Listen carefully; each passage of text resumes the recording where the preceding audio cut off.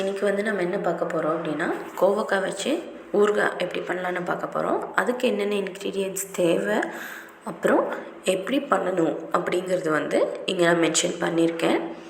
வீடியோவில் போய் டைரெக்டாக என்னென்ன பண்ணலான்னு பார்த்துடலாம்.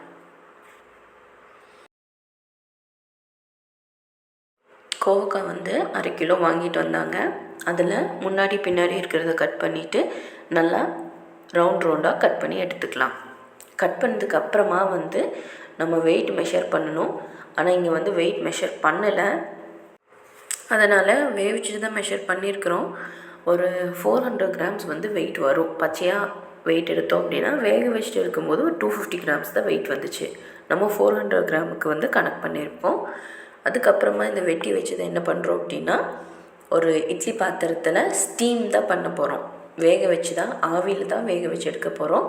அதனால் எந்த இட்லி பாத்திரமாக இருந்தாலும் சரி, அதில் நம்ம ரெகுலராக வச்சுருக்க இட்லி பாத்திரம்னா கீழே தண்ணி ஊற்றி மேலே துணியை போட்டு வச்சு வேக வச்சு எடுத்துக்கலாம்.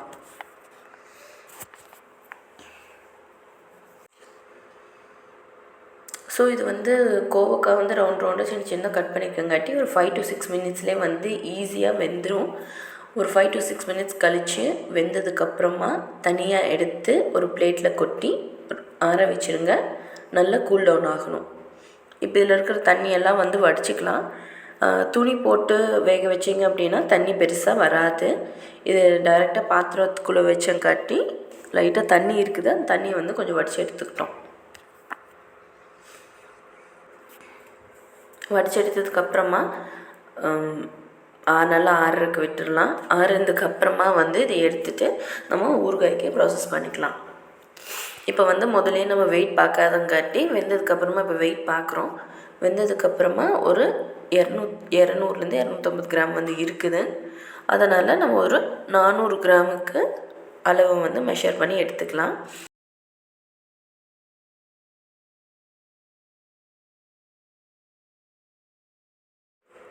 வெயிட் மெஷர் பண்ணிவிட்டு கடாயை வச்சு தேவையான அளவு எண்ணெய் ஊற்றுனதுக்கப்புறமா வந்து நம்ம வந்து சிம்மில் வச்சுட்டு என்னென்ன ஸ்பைசஸ் தேவையோ எல்லாத்தையும் ஒரு கப்பில் மெஷர் பண்ணி போட்டுக்கலாம்.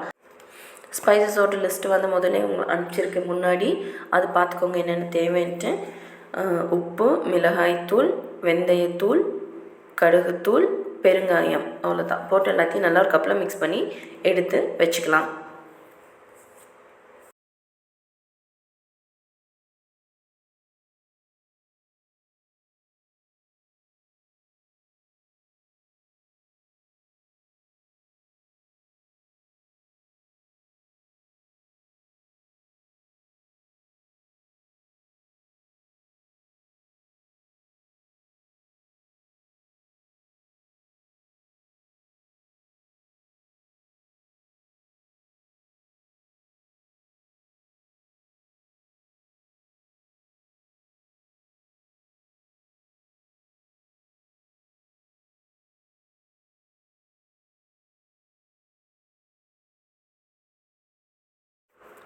அதுக்கப்புறமா கடாயில் வந்து எண்ணெயை ஊற்றிட்டு நம்மளுடைய வேக வச்சு சூடு ஆறுன கோவக்காயை போட்டு நல்லா வதக்கி எடுத்துக்கலாம். கலர் வந்து கொஞ்சம் ப்ரௌனிஷ் கலர் மாதிரி சேஞ்ச் ஆகணும்.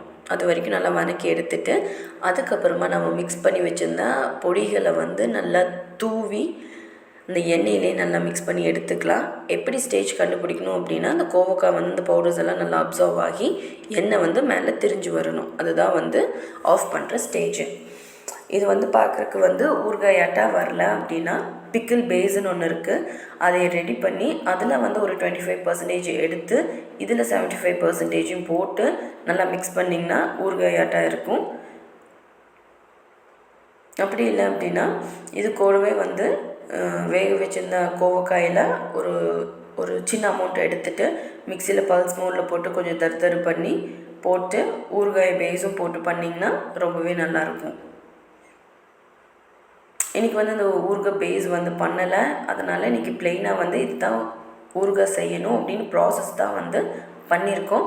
பட் இதுவே வந்து நல்லா இருந்துச்சு. நல்லா அந்த கோவக்காய் வந்து மசாலாலாம் நல்லா அப்சர்வ் ஆகி இருக்கிற எண்ணெயில் கொஞ்சம் லைட்டாக மேலே வந்தது.